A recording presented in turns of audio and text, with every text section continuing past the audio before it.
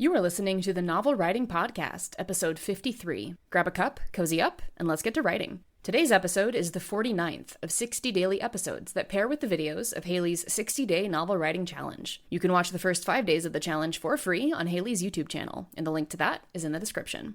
Day 49 of the challenge is about writing toxic relationships. Just like yesterday was all about looking for the displays of affection and relationships that make you feel all squishy and gooey on the inside, today is about the opposite, documenting and thinking about all the ways that relationships you see in real life, or in fiction, make your skin crawl. What feels toxic to you? What feels toxic to your friends and your family? Again, going to Reddit is a great source of inspiration for this exercise, though be careful about falling down the Reddit rabbit holes. You're going there for a specific question and a specific purpose.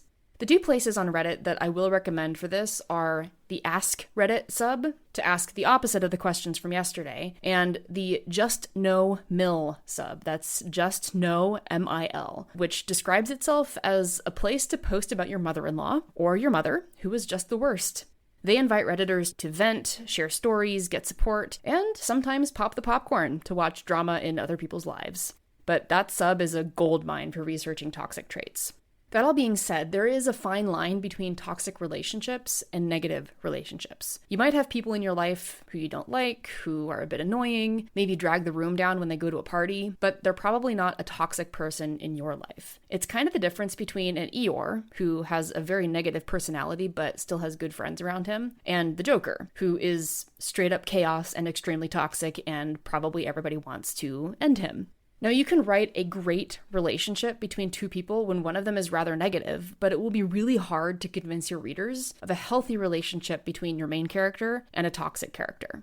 Of course, we will be rooting for the main character to escape toxic relationships, so the question here is, can your character escape at all? Be careful about writing your characters into corners without being able to get out of those relationships, unless you're purposefully writing them into corners to see how they get out. In abusive relationships especially, there's something called learned helplessness, which means that the victims are basically trained to not even try to escape. And this was discovered by Ivan Pavlov's research with dogs. That was when those dogs could not make themselves leave their cages, even though the doors were opened. And this was after he had done other experiments on them that were not very nice. Ivan Pavlov gave us a lot of information, but those experiments would not be sanctioned nowadays. Giving your character a way to break out of the bad relationships gives us, as readers, something to root for. So don't break them too badly. That's it for this companion episode to Writing Toxic Relationships. Thanks for joining me today, and I will see you tomorrow for day 50. Thanks for listening to the Novel Writing Podcast. If you're ready to stop struggling and start finishing your novel, check out the 60-Day Novel Writing Challenge. It's a step-by-step program designed for solo writers to complete their first draft with clarity and focus.